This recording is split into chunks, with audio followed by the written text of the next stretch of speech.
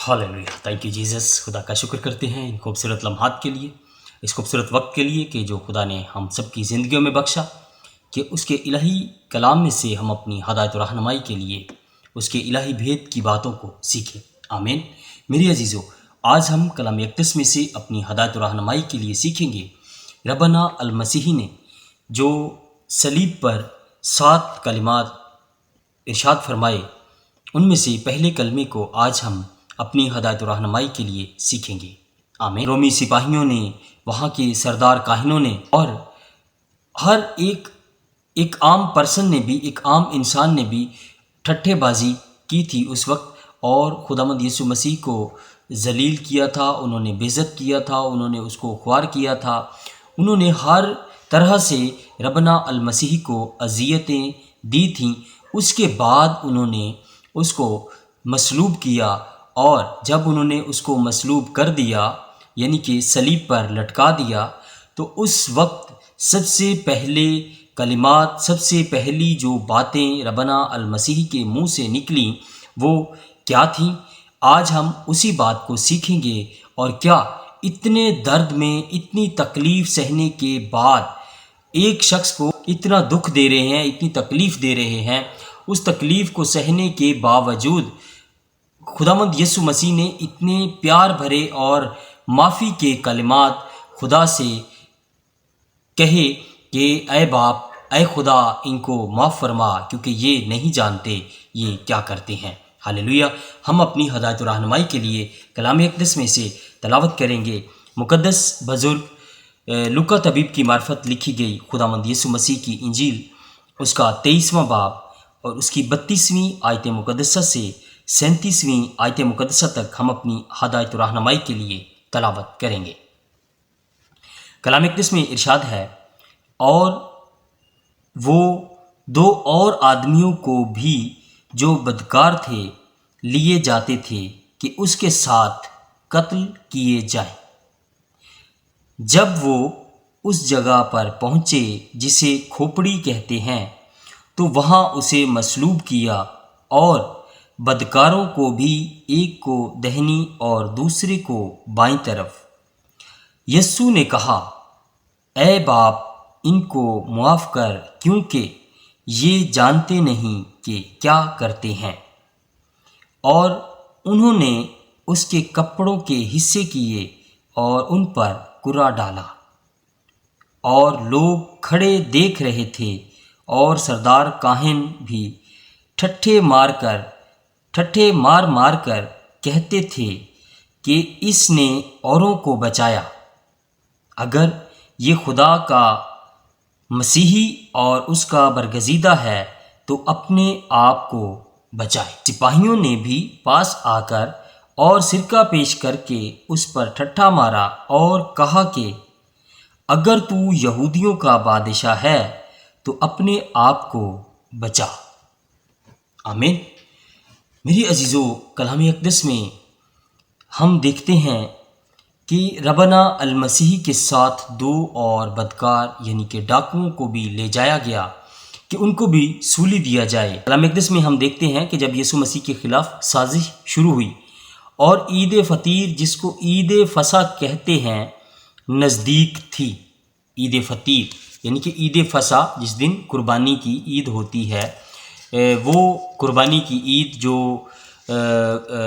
जब मिस्र में खुदा ने फ़िरौन के सब पैलोठों को मारा था, तो बनी इसराइल ने जो बर्रा ज़बा करके अपने घर की चौखटों पर खून लगाया था, उसको फसा की ईद कहा जाता है। और इस ईद को बड़े ज़ोर शोर से मनाते हैं। आज भी यहूदी लोग इसको मनाते हैं। और ये ईद फतीर यानी फसा की ईद नज़दीक थी, और सरदार काहिन और फ़कीह मौका ढूंढ रहे थे कि उसे किस तरह मार डालें, क्योंकि लोगों से डरते थे। अब ईद फसा करीब थी और यहूदियों की ये साजिश चल रही थी कि कैसे इसको मार डालें, क्योंकि ऐसा ना हो कि ये हमारी बादशाही, हमारी सल्तनत पर कब्ज़ा कर ले। अब उनको अपना खौफ था, ان کو یہ تو دھیان ہی نہیں تھا کہ یہ وہ مسیحی ہے جو دنیا کا نجات دہندہ ہے۔ تو انہوں نے اپنی پلاننگ شروع کی۔ اب اگلی آیت میں ہم دیکھتے ہیں کہ ربنا المسیح کا ایک رسول، ایک شاگرد یہودا اسکریوتی، وہ اس سازش میں شامل ہو کے ربنا المسیح کو گرفتار کروا دیتا ہے۔ آگے کلام اقدس میں ہم دیکھتے ہیں 22ویں باب کی 3 آیت سے 6 آیت مقدسہ تک۔ کلام اقدس میں ارشاد ہے، اور شیطان یہودا میں سمایا جو اسکریوتی کہلاتا اور ان 12 میں شمار کیا جاتا تھا۔ اس نے جا کر سردار کاہنوں اور سپاہیوں کے سرداروں سے مشورہ کیا کہ اس کو کس طرح ان کے حوالے کرے۔ وہ ربنا المسیح کے خلاف سازشی تھے۔ فقیہ اور فریسی اور سردار کاہن جو تھے ان سے جا کے ملا۔ اس نے ان سے جا کے مشورہ کیا کہ اب میں کیسے خداوند یسوع مسیح کو تمہارے حوالے کروں، اور وہ خوش ہوئے اور اسے روپے دینے کا اقرار کیا۔ ایسے ہی یہودا اسکریوتی نے جا کے ان سے بات کی کہ میں کیسے خداوند یسوع مسیح کو آپ کے حوالے کروں۔ تو انہوں نے ایک دم سے اقرار کیا کہ ٹھیک ہے، ہم آپ کو پیسے دیں گے، آپ اس کو ہمارے حوالے کرو۔ اس نے مان لیا اور موقع ڈھونڈنے لگا کہ اسے بغیر ہنگامہ ان کے حوالے کر دے۔ اب یہودا اسکریوتی ایک موقع ڈھونڈنے لگا کہ کوئی ہلچل بھی نہ ہو، کوئی ہنگامہ بھی نہ ہو، اور خداوند یسوع مسیح کو ان کے حوالے بھی کر دے، کیونکہ اس نے ان سے پیسے لینے کا، ان سے وہ ایک عہد و پیمان ہو گیا ہوگا کہ میں نے بھائی اتنے پیسے لینے ہیں۔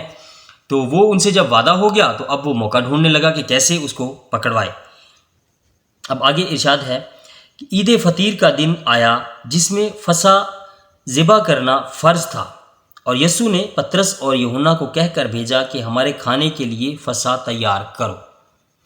اب فصح کے دن ظاہر سی بات ہے ربنا المسیح بھی اس رسم میں، اس عید میں شامل تھے، تو اس نے کہا کہ بھائی اپنے شاگردوں سے کہا کہ جاؤ میرے لیے بھی فصح تیار کرو۔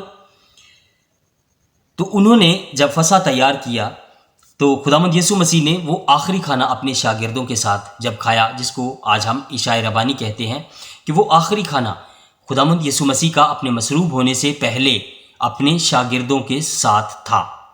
وہ اس کو ہم عشاء ربانی کہتے ہیں کیونکہ وہ ہمارے لیے یہ بہت مقدس ساکرامنٹ ہے، کیونکہ ربنا المسیح نے خود اپنے شاگردوں کے ساتھ یہ آخری وقت جب کھانا کھایا اپنی صلیب پر مصلوبیت سے پہلے، تو اس نے یہ حکم دیا کہ میری یادگاری میں یہ کیا کرنا، مطلب ایسا ہی کرتے رہنا۔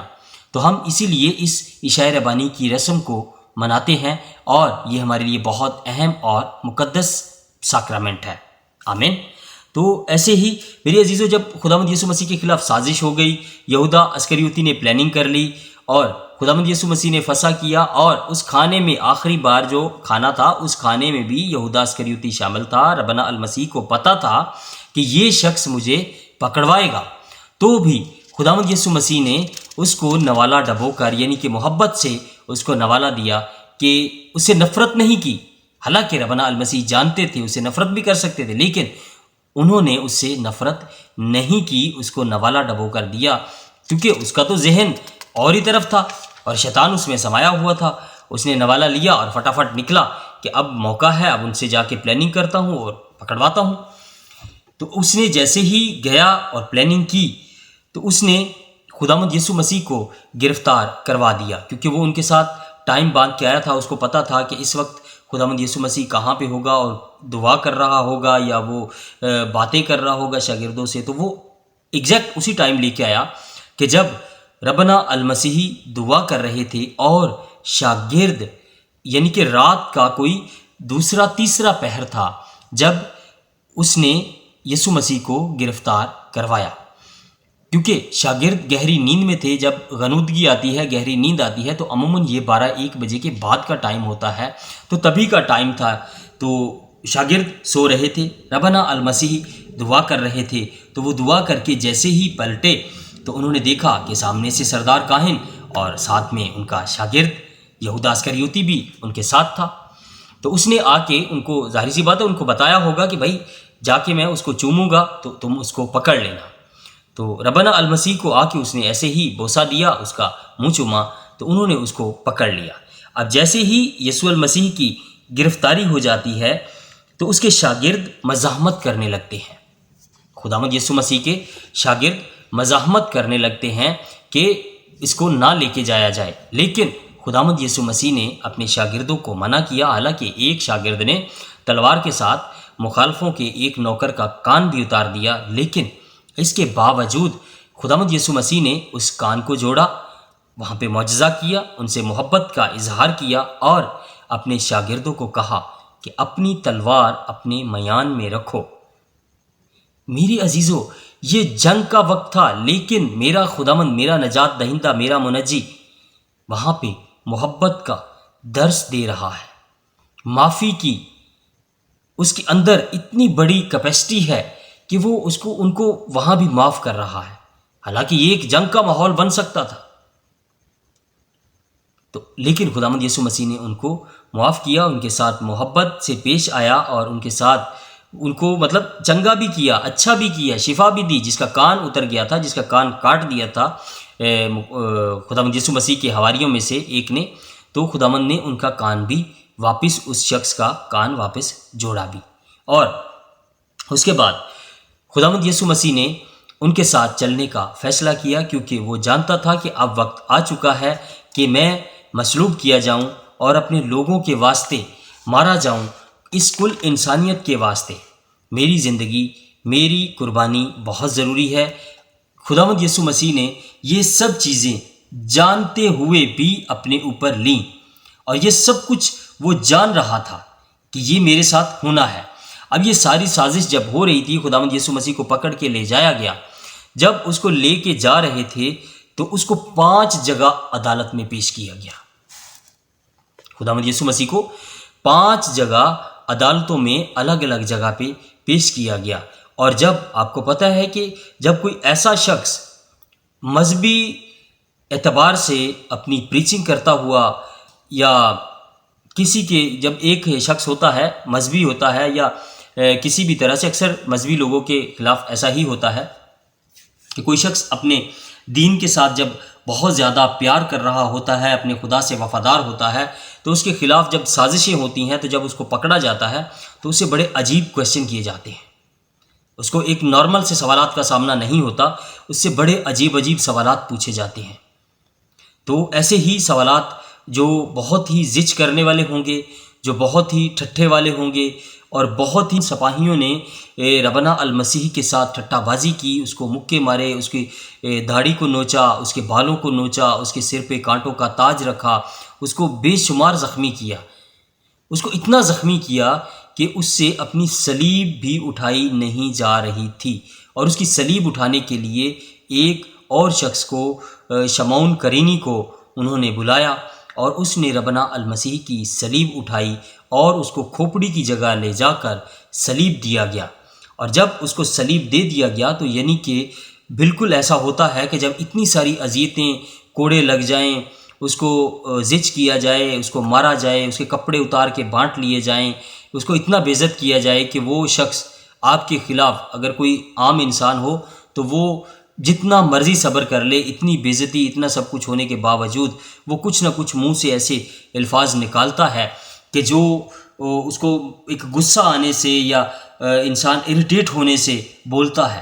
لیکن ربنا المسیح کے درمیان، اس کے اندر اتنی شانتی ہے، اتنا سکون ہے، اتنا پیس ہے کہ اس کے اندر سے وہی بلیسنگز، وہی پیس نکلا ان لوگوں کے لیے، کیونکہ وہ جانتے ہی نہیں تھے کہ وہ کیا کر رہے ہیں۔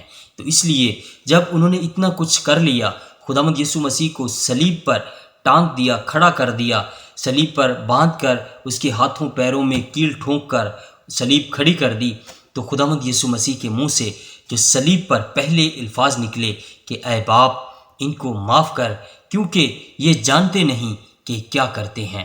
تو میرے عزیزو، جس شخص کے اندر جو ہوتا ہے وہی وہ دیتا ہے۔ اگر ہمارے اندر پیار ہے تو ہم آج دنیا کے لیے پیار رکھتے ہیں، ہمیں کچھ بھی ہو جائے ہمارے اندر سے وہی نکلے گا جو ہمارے اندر بھرا ہوا ہے۔ ہاللیلویہ۔ تو میرے عزیزو، میرے خداوند یسوع مسیح کے اندر، ہمارے نجات دہندہ کے اندر پیار ہے، محبت ہے، معافی کا سبق ہے، جو اس نے صلیب پر جاتے ہوئے بھی ایسا ہی فرمایا کہ اے باپ انہیں معاف کر، کیونکہ یہ نہیں جانتے کہ یہ کیا کرتے ہیں۔ تو میری عزیزو، ہمارے لیے یہ بہت بڑی آنر کی بات ہے کہ میرے اور آپ کے نجات دہندہ خداوند یسوع مسیح نے اتنا دکھ سہا، اتنی تکلیفیں سہیں کہ ہم نجات پائیں۔ تو آج ہمیں غور کرنے کی ضرورت ہے، کیا ہم ان دکھوں کا، ان مصیبتوں کا، اس بے عزتی کا جو ہمارے نجات دہندہ خداوند یسوع مسیح نے اتنی دکھ سہے، اتنی بے عزتی برداشت کی، کانٹوں کا تاج، پسلی میں نیزہ، ہاتھوں پیروں میں کیل ٹھکوائے اور صلیب پر اپنی جان دی، کیا ہم اس صلیب کی طرف دیکھ رہے ہیں؟ کیا ہم اس صلیب کے نیچے اس طور سے ہیں جس طور سے خداوند ہم سے چاہتا ہے؟ اگر نہیں تو میرے عزیزو، آج وقت ہے کہ ہم اس طور سے اس صلیب کو دیکھیں، اس یسوع مسیح کے پیچھے چلیں کہ جو ہمیں کہتا ہے کہ جو کوئی میرے پیچھے آنا چاہے اپنی صلیب اٹھائے اور میرے پیچھے ہو لے۔ میرے عزیزو، خداوند ہم کو توفیق بخشے کہ ہم اپنی صلیب اٹھائیں اور اپنا فوکس، اپنا دھیان اپنے نجات دہندہ خداوند یسوع مسیح کی طرف ہمیشہ رکھیں۔ آمین، آمین، ہاللیلویہ۔ ہم دعا مانگیں۔